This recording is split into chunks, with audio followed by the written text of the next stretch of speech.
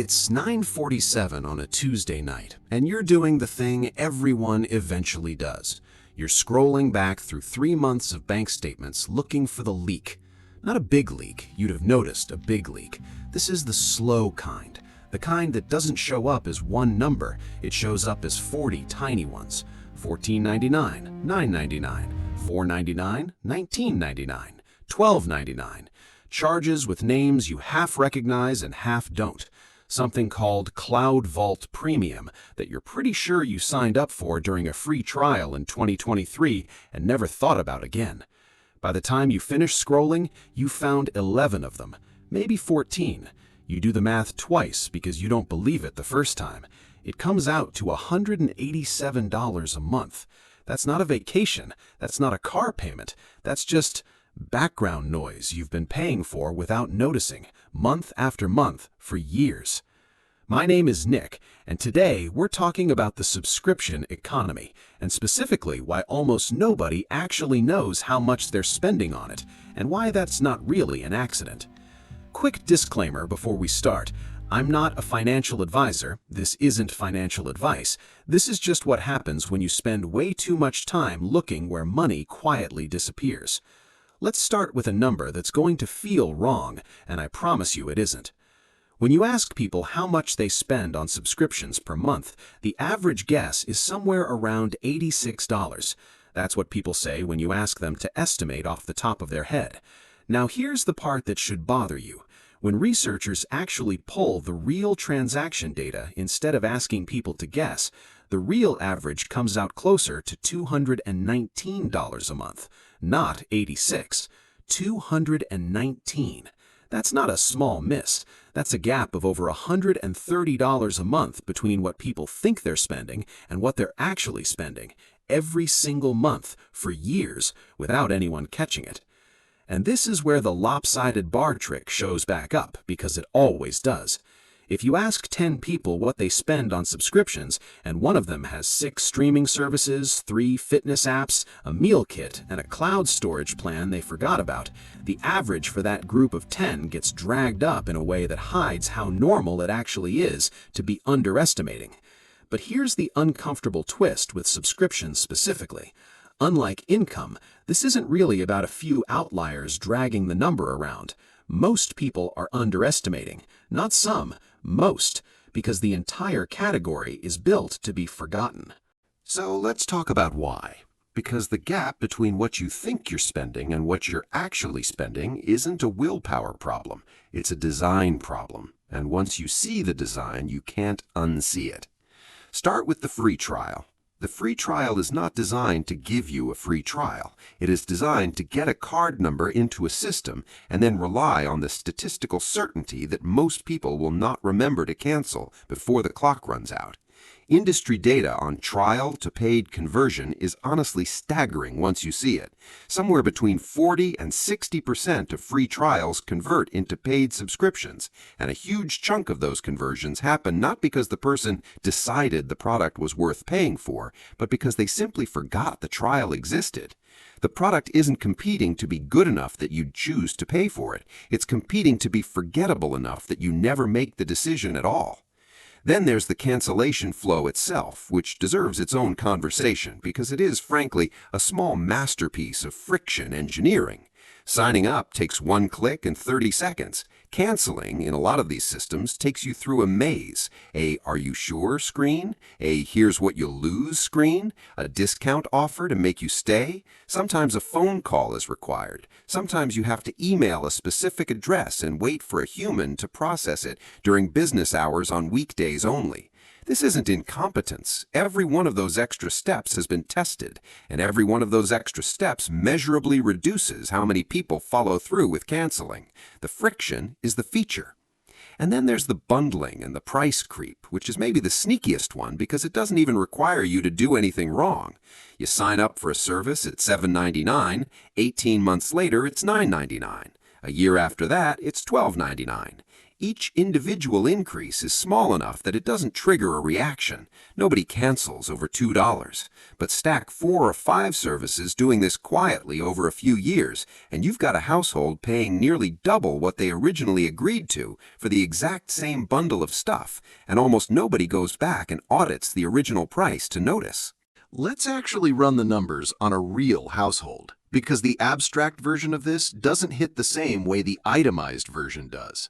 Meet the Mercers. 2 adults, no kids, combined household income around $95,000, which is solidly middle class.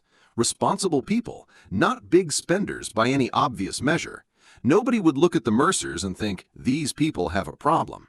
Let's open their statement and just start listing. 2 streaming video services because they can't agree on which one has better shows, $31 combined. A music streaming subscription, $11.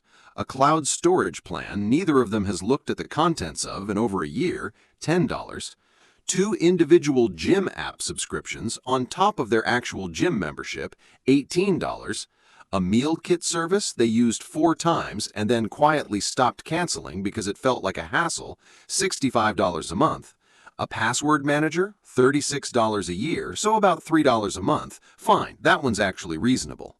A news subscription neither of them reads anymore, $12. A subscription box for something niche one of them got excited about 8 months ago, $45. Cloud backup for photos, $8. A meditation app neither has opened since January, $13. And a handful of small app-based subscriptions, a recipe app, a habit tracker, a white noise app, that individually look like nothing, $2.99 here, $4.99 there, but stacked together add up to another $22. Add it up, and the Mercers are spending $268 a month on subscriptions. That's $3,216 a year. For context, that is more than most households spend on car insurance annually. It is close to what a lot of people put toward retirement contributions in a year. And when you sit the Mercers down and ask them off the top of their heads what they think they're spending on subscriptions, they guess $90. They are off by nearly $180 a month, and they are not unusual. They are, statistically, almost exactly average. Now here's where I want to be fair, because it would be easy to sit here and lecture you about willpower, and that would be both wrong and a whittle insulting. This isn't really a discipline problem, it's an attention problem, and the entire industry is engineered to exploit exactly how limited human attention is. Nobody sits down and consciously decides, I will pay for 14 things I barely use.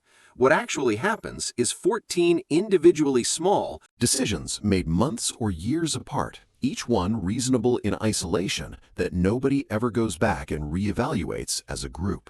Your brain is built to notice one big number. It is not built to notice 14 small ones bleeding out through 14 different transactions on 14 different days. The subscription model isn't just selling you a product, it's exploiting the fact that human attention doesn't do addition automatically. You have to force it to. And it gets worse when you zoom out to the industry level, because this isn't a few companies doing this, it's the entire direction the economy has moved. Software used to be something you bought once, you paid for it, you owned it, you were done. Now, almost nothing works that way. Cars have subscription features buried in them. Some manufacturers charge a monthly fee to unlock heated seats that are already physically installed in the car you already own. Appliance companies have started experimenting with subscription models for premium features on refrigerators and washing machines. The subscription model isn't a section of the economy anymore. It's becoming the default shape of the economy, because recurring revenue is more valuable to a company than a one-time sale. And companies have gotten very, very good at building products specifically to maximize that recurring revenue rather than to maximize how useful the product actually is to you. So, if you've been sitting there feeling a little embarrassed thinking about your own statement, I need you to hear this the way I meant it. You are not the problem. A household underestimating subscription spending by $130 a month isn't a character flaw. It's the predictable result of a system that was built, tested, and refined specifically to produce that exact outcome. The friction in the cancellation flow isn't an accident. The forgettable free trial isn't an accident. The slow price creep isn't an accident. Every part of it was designed by people whose job was to make sure you'd forget. You didn't fail a test. You walked into a room built to make you fail it. Okay, so now the actually useful part. What do you do with this? The fix here is genuinely boring, which by now you probably expect from me. Step 1, and this is the only step that actually matters, is you do a full audit once, properly. Not a guess. Pull 3 months of bank and credit card statements and physically write down every single recurring charge you find, no matter how small. This takes maybe 45 minutes, and it is, without exception, the single highest return on time you will get in this entire video. Most people have never done this, ever. Not once in their adult life have they sat down and made a complete list. Step 2. Once you have the full list in front of you, sort it into 3 categories. Things you use weekly and genuinely value, things you use occasionally but could live without, and things you forgot you were even paying for. That third category, for most people, turns out to be shockingly large, and it is where almost all of the waste lives. Step 3. Cancel everything in that third category immediately, today, while the list is still in front of you. Because if you close the laptop and tell yourself you'll get to it later, you almost certainly won't. That's not a criticism. That's just how this works. The system that got you into this counts on exactly that delay. And step 4, the one nobody wants to hear, for anything you decide to keep, actually set a calendar reminder to re-review it in 6 months. Not because you need to cancel it necessarily, but because the price creep only works on things nobody rechecks. A 5-minute review twice a year is the single easiest way to stop quietly paying almost double for the same bundle of stuff 2 years from now.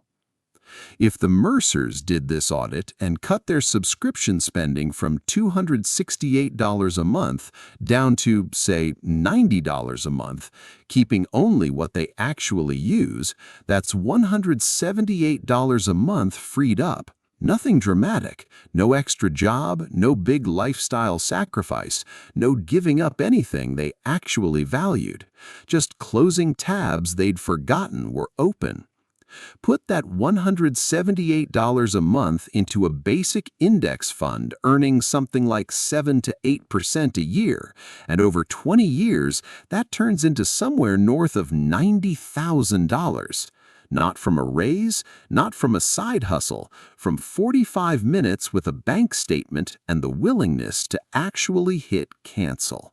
By the way, since we're talking about finding money that's already yours, I run a free community where I walk through exactly this kind of audit, line by line, and help people find the leaks in their own budgets without any of the shame that usually comes attached to this conversation. It's linked below if that's useful to you. Here's the thing I actually want you to sit with. The subscription economy isn't succeeding because its products are irresistible. It's succeeding because it's invisible. It works precisely because you never sit down and add it all up. The moment you do, the spell breaks completely. 14 small charges stop being 14 separate forgettable decisions and become one very obvious number that you would never have agreed to if someone had asked you for it all at once, up front, in a single sentence. So tonight or this weekend, whenever you've got 45 minutes, do the thing the Mercers did. Pull the statements, write the list, add it up. It's going to be higher than you think. It's higher for almost everyone. And that's not a reflection of you being bad with money. It's a reflection of a system that was built very deliberately to make sure you never looked too closely. So look closely once. That's the whole trick.